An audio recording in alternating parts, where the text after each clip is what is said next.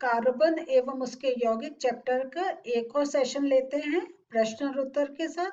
तो हम लोगों ने अब तक अपने इस चैप्टर में देख रहे हैं कि सब समझ लिया है, और इससे पहले वाले सेशन में हमने थोड़े से प्रश्न और उत्तर भी डिस्कस करे थे। तो जैसा आप लोग देख रहे हैं, ये हमारा आज इस चैप्टर का लास्ट सेशन है, और थोड़े से प्रश्न और उत्तर के साथ हम इस चैप्टर को रिवाइज करते हुए इस चैप्टर को आज एंड भी करते हैं, और अगले सेशन में एक नए चैप्टर के साथ फिर मिलेंगे। तो लेकिन उससे पहले हम आज का सेशन स्टार्ट करते हैं और थोड़े से प्रश्न और उत्तर देखते हैं। तो हमारा आज का पहला प्रश्न है, भौतिक एवं रासायनिक गुण धर्मों के आधार पर एथेनॉल एवं इथेनोइक अम्ल में आप कैसे अंतर करेंगे।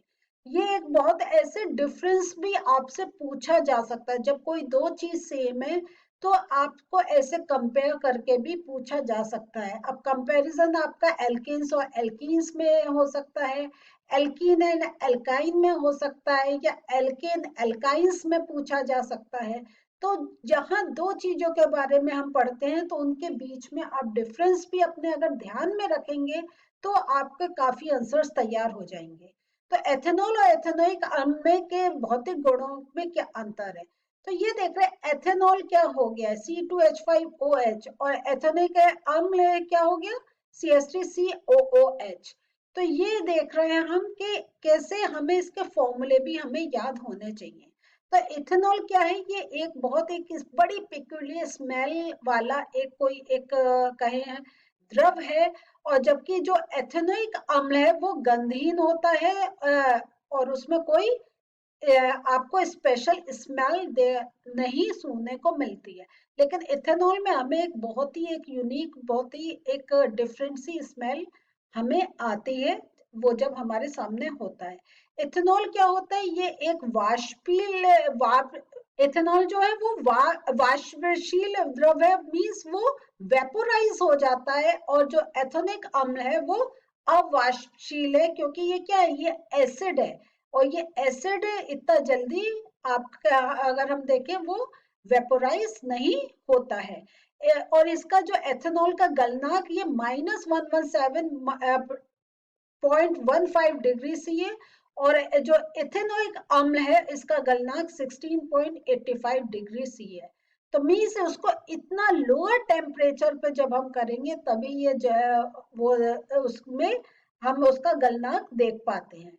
और जो उसका एथेनॉल का जो क्वथनांक है वो 77.85 डिग्री सी है, जबकि इथेनोइक अम्ल का 117.85 डिग्री सी है। तो ऐसे जब हमें किसी चीज का, अगर हमें बॉइलिंग पॉइंट, मेल्टिंग पॉइंट, ये चीजें मालूम हो, तब ये भी एक इसका फिजिकल डिफरेंस में हम काउंट ले सकते हैं। अब हम उनके जो रासायनिक गुणों में अंतर है इसके बारे में बात करते हैं। एथेनॉल का लिटमस पत्र पर कोई प्रभाव नहीं होता, जबकि जो एथेनिक अम्ल होता है वो ब्लू लिटमस को लाल बना देता है। ब्लू लिटमस को क्यों लाल बनाता है, बिल्कुल ठीक कह रहे हैं, क्योंकि एसिड्स का जो अगर हम लिटमस पेपर से टेस्ट करते हैं तो एसिड्स की क्वालिटी होती है कि they change blue litmus to red colour. तो ये देखिए, हमने कहा ये चीज हमने कहीं पढ़ी थी, लेकिन जब हम एसिड वाली क्वालिटी कह रहे हैं तो हम लिटमस पेपर टेस्ट भी बोल सकते हैं। एथेनॉल कार्बोनेट या हाइड्रोजन कार्बोनेट के साथ कोई प्रतिक्रिया, कोई उसकी रिएक्शन नहीं करता, लेकिन जो एथेनिक अम्ल है वो कार्बोनेट या हाइड्रोजन कार्बोनेट के साथ उसकी रिएक्शन होती है, और उस रिएक्शन में कार्बन डाइऑक्साइड गैस प्रोड्यूस होती है। तो ये देखिए, कार्बन डाइऑक्साइड गैस हमारी जिस जिसमें रिएक्शंस में प्रोड्यूस होती है, अगर आप देखिए, आप अपनी बुक खोले, और हमने भी यहाँ पे काफी रिएक्शंस आपके साथ डिस्कस कर रही हैं, वो एक पेज पे लिख लीजिए, वो आपके लिए इजी हो जाएगा। अच्छा, इनकी रिएक्शन होती है, कार्बन डाइऑक्साइड गैस रिलीज होती है। क्योंकि ये अगर जब कोई हम रिएक्शन करते हैं, कोई दो चीजें मिला के करते हैं, वो जो बबल्स है ये बहुत बड़ा आइडेंटिफिकेशन होता है कि वो कोई एक पर्टिकुलर चीज प्रेजेंट है जो रिएक्ट करने पे कार्बन डाइऑक्साइड गैस रिलीज करती है। तो ये चीजें क्या है कि अगर हम सिंपल अगर दो चीजें हमारे हाथ में यहाँ करें, बबल्स उठते देखे हम सोच सकते हैं, बाकी में जरूर हमें कोई ना कोई केमिकल्स चाहिए होते हैं, कुछ चाहिए होता है। तो ये एक बहुत बड़ा आइडेंटिफिकेशन पॉइंट मिल जाता है। एथेनॉल स्वच्छ लौ के साथ जलता है, जबकि इथेनॉल का नहीं जलता है। तो अल्कोहल हमने देखा है कि उसमें बर्निंग कैपेसिटी होती है, और ये आपने मूवी सब में देखा होगा कि वो अपना जो उनका ड्रिंक्स है वो डाल के और आग लगा रहे हैं। तो देखिए कहीं कहीं अगर हम अपनी नॉलेज को ऐसे कहीं डाइवर्ट करके और उसको समझ लें तो ये भी बहुत अच्छी बात है कि हम को एकदम वो अगर ये चीज याद रहेगी तो एक हमें प्रॉपर्टी तो ऐसी याद हो गई कि वो किसी चीज को जलाने की क्षमता रखता है। लेकिन ऐसे कोई एसिड वो तो वो ऐसे वो जलाता नहीं। हाँ, बर्निंग इफेक्ट जो एसिड में थोड़ा सा कहीं कहीं बर्निंग इफेक्ट रहता है, लेकिन इसमें ऐसा नहीं है। तो ये चीजें छोटी छोटी चीजें हैं कि अगर हम जो अपने आसपास देख रहे हैं इसको समझ लें कि कहीं ना कोई केमिकल रिएक्शन हो रही होती है। दूसरा क्वेश्चन है, जब साबुन को जल में डाला जाता है तो मिसल का निर्माण क्यों होता है? क्या इथेनॉल जैसे दूसरे विलायकों में भी मिसल का निर्माण होगा? तो साबुन के अणु के दो सिरे होते हैं, जिसमें एक सिरा जल में घुल जाता है और एक सिरा जलरागी के और इसे हम जलरागी कहते हैं। और जो दूसरा सिरा होता है वो हाइड्रोकार्बन में घुलता है और ये जल में अघुलनशील होता है। और इस सिरे को हम क्या कहते हैं? जल विरागी, विराग है ना, ये भी एक। तो कहीं देखिए ये हमारी केमिस्ट्री भी कितनी एक इंटरेस्टिंग होती जा रही है, कैसे कैसे हमारे ऐसे वर्ड्स, कुछ ऐसी रिएक्शंस आ रही हैं कि हम वैसे कितना इन वर्ड्स को यूज करते हैं और अपने आसपास भी देखते हैं। चलिए coming back to the topic, जब साबुन जल की सतह पर होता है तो इसका आयनिक सिरा कि कहाँ होगा? जल के अंदर, वेरी गुड। और जल विरागी कहाँ होगा? वो जल के बाहर होगा। तो देखिए जो चीज हमने पढ़ी थी, तो ये मैंने क्वेश्चन इसलिए करा क्योंकि वो ये जो सोप एंड डिटर्जेंट का जो हमने सेशन करा था वो कहीं ना कहीं एक लर्निंग पार्ट है। अगर आपने ये आंसर तैयार कर लिया तो समझ लीजिए आपका वो वाला टॉपिक भी कवर हो गया। तो कैसे आंसर फॉर्म में लिखना, इसलिए मैंने ये वाला क्वेश्चन आपके लिए रखा है। इसके ठीक विपरीत जब साबुन के अणु जल के भीतर होते हैं तो इसका जो आयनिक सिरा होता है वो बाहर होता है और दूसरा सिरा जो जल विरागी सिरा अंदर की ओर होता है। ऐसा साबुन के अणुओं का क्या होता है? एक बड़ा गुच्छा बन जाता है। और इस कारण बने जो ये जो स्पेशल जो एक संरचना हमें मिलती है ये मिसेल कहते हैं। यही कारण है कि साबुन पानी में मिसेल का निर्माण करता है, लेकिन परंतु दूसरे जो विलायक या इथेनॉल आदि के साथ मिसेल नहीं बनाता है। ये आपकी लाइन रिपीट हो गई, कोई नहीं, तो आप बस यहाँ तक ये आपका है।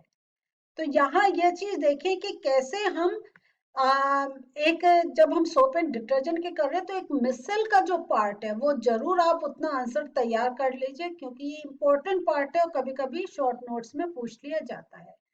कार्बन एवं उसके यौगिकों का उपयोग अधिकतर अनुप्रयोगों में ईंधन के रूप में क्यों किया जाता है? तो कार्बन और तथा उसके अधिकांश यौगिकों तथा पेट्रोल, कोयला तथा अन्य पेट्रोलियम उत्पाद का ऊष्मीय मान काफी ये उच्च होता है। काफी इसकी जो कैलोरीफिक वैल्यू होती है ये बहुत ऊंची होती है, जिसके कारण कार्बन तथा कार्बन के यौगिक जलने या जलाने के क्रम में अधिक ऊष्मा देते हैं। और इसी के कारण क्या होता है? अधिकतर अनुप्रयोगों में ईंधन के रूप में कार्बन एवं उसके यौगिकों का उपयोग होता है, क्योंकि उनके अंदर हाई कैलोरीफिक वैल्यू है, ऊष्मीय मान है, वो हीट देते हैं। और जब भी हम कोई फ्यूल यूज करते हैं उसमें हमें ज्यादा हीट की जरूरत होती है, तो इसलिए हम इनका उपयोग अधिकतर करते हैं। ये बहुत अच्छा क्वेश्चन है और देखिए कैसे हम इसमें अगर आप, मैं बहुत खुश होंगी कि आप सिर्फ क्वेश्चन पढ़ के और इसका आंसर एकदम आपके दिमाग में आ जाए। दिए गए हाइड्रोकार्बन आपके C2H6 है, C3H8 है, C3H6 है, C2H2 है और CH4 है, में किसमें संकलन अभिक्रिया होती है? संकलन अभिक्रिया, तो ये देखिए आपके सामने हम ये जो कितने फॉर्म में सेम टाइप पूछी जा सकती है, एल्केन, एल्कीन, एल्काइन, ऐसे भी पूछ सकते हैं कि एल्केन्स में होती है, एल्केन में होती है, एल्कीन में होती है या एल्काइंस में होती है, आपसे ये भी पूछा जा सकता है। या आपके सामने इस टाइप से वो उसका बेसिक वो दे दे और तब आपसे पूछे। या सिंपल क्या होगा, खाली बॉन्ड कि सिंगल बॉन्ड, डबल बॉन्ड या ट्रिपल बॉन्ड किस में होती है। तो ये इस प्रश्न को कई वे में पूछा जा सकता है। दूसरा मैं चाहती हूँ कि आप जब भी ये देखें, आप इनके नाम बोले। C2H6 ये क्या हो गया, इथेन। ये क्या हो गया, C3H8 प्रोपेन। ये क्या हो गया, एल्कीन हुआ या एल्काइन हुआ, एल्कीन हुआ है ना। ये प्रोपीन हो गया, 3 कार्बन एटम है, प्रोपीन हो गया। तो इस प्रकार आपके सामने जो है, इनको आप देखकर समझिए और वैसे ही इनके नाम बोलने का प्रैक्टिस करें। क्योंकि जो हम कह रहे हैं ये एक जनरल चीज है, तो आप पूरी कोशिश करें कि ये सब अपने नाम लिखकर एक बार इनका एक्चुअल नाम क्या है वो भी देखें। तो अब ये जो हम इसका उत्तर पर आते हैं, जो अनसैचुरेटेड हाइड्रोकार्बन में हाइड्रोजन जोड़कर सैचुरेटेड हाइड्रोकार्बन में बदलने की प्रक्रिया को हम संकलन अभिक्रिया, एडिशन रिएक्शन कहते हैं।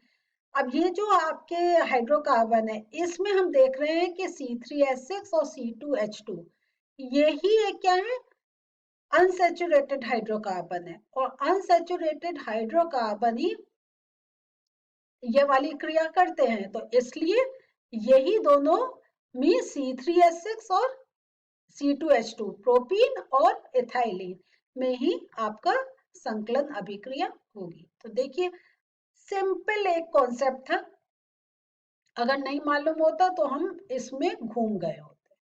तो इसलिए मैं बार बार कह रही हूँ, हाइड्रोकार्बन्स का ये अपना दिमाग में क्लियर करते चले जाइए, कॉन्सेप्ट्स को क्लियर करते जाइए। एक और आपका ये भी एक बहुत इंपॉर्टेंट क्वेश्चन है, मतलब इस टाइप से आपको किसी भी हाइड्रोकार्बन का पूछ सकते हैं कि पेंटेन के लिए आप कितने संरचनात्मक समावयों का चित्रण कर सकते हैं। तो ये आपका स्ट्रक्चरल जो आइसोमेरिज्म है, इसका आपने अगर प्रैक्टिस करी है तो आपके लिए ये बिल्कुल क्वेश्चन इजी है, नहीं करी है तो बहुत डिफिकल्ट है। तो आप देखें आपके पास कितने कार्बन हैं और उनको कितने कार्बन को आप एडजस्ट करके उनकी वैलेंसी को एडजस्ट कर सकते हैं। तो ये तो एक सिंपल समझ लिए, एक आपका एग्जाम्पल है पेंटेन। आपके पास ब्यूटेन आ सकता है, आपके पास हेक्सेन आ सकता है, आपके पास और कोई 3 कार्बन एटम्स का कुछ आ सकता है। तो ये प्रोपेन आ सकता है। तो ये डिफरेंट आपके पास आ सकते हैं। तो ये जितना आप ये इनकी चेन बना के कार्बन एटम्स को एडजस्ट करके प्रैक्टिस करेंगे, तभी आपके सामने ये जो ऐसे प्रश्न आएंगे उनका उत्तर आप दे सकते हैं। तो ये और नाम ये जरूर याद रखें कि आप एन पेंटेन, आइसोपेंटेन, नियोपेंटेन किनको बोलते हैं। जो सिंपल आपकी चेन होती है उनको हम एन करके हाइड्रोकार्बन का नाम देते हैं। जहां एक ब्रांच बनती है उसको आइसो कहते हैं, जहां 2 ब्रांचेस बन जाती हैं उनको नियो कहते हैं। तो ये आप ध्यान रखें, कभी कभी सिंपल आपके सामने ये स्ट्रक्चर होगा, बस आपसे ये नाम पूछे जाएंगे। तो आप इन बातों का ध्यान रखिए और इसकी भी प्रैक्टिस करिए। तो आज हम लोगों ने थोड़े से प्रश्न और उत्तर देखे। आप तो इसमें मेन थिंग क्या है, आपसे 2 यौगिकों किसी का भी देकर उनका डिफरेंस पूछ सकते हैं, उनकी फिजिकल प्रॉपर्टीज में डिफरेंस पूछ सकते हैं, उनकी केमिकल प्रॉपर्टीज में डिफरेंस पूछ सकते हैं। आपको एक सिंपल हाइड्रोकार्बन के डिफरेंट फॉर्म में, चाहे एल्केन एल्कीन एल्काइन बोल के, single bond double bond triple bond बोल के, या उनके कोई जो उनके अपने जो एक फॉर्म्स हैं उसका पर्टिकुलर नाम देख के आपसे उसके ऊपर प्रश्न पूछ सकते हैं। और याद रखें संकलन अभिक्रिया वही होती है जब वो एल्कीस एल्काइंस, जब उनके में हाइड्रोजन जुड़ता है तो वो सैचुरेटेड हाइड्रोकार्बन्स बनाते हैं। और इसी प्रश्न को पूछ सकते हैं कि जो अनसैचुरेटेड हाइड्रोकार्बन्स है वो कैसे सैचुरेटेड हाइड्रोकार्बन्स में चेंज हो सकते हैं। तो मैटर उतना है, प्रश्न बहुत है, थोड़े हमने डिस्कस करे, इनको भी पक्का करें और अपनी तरफ से जो बुक्स के पीछे हैं उनके भी लिखकर प्रैक्टिस करें और इस चैप्टर को तैयार करें। तो अगले सेशन में एक नए चैप्टर के साथ फिर मिलते हैं। बाय।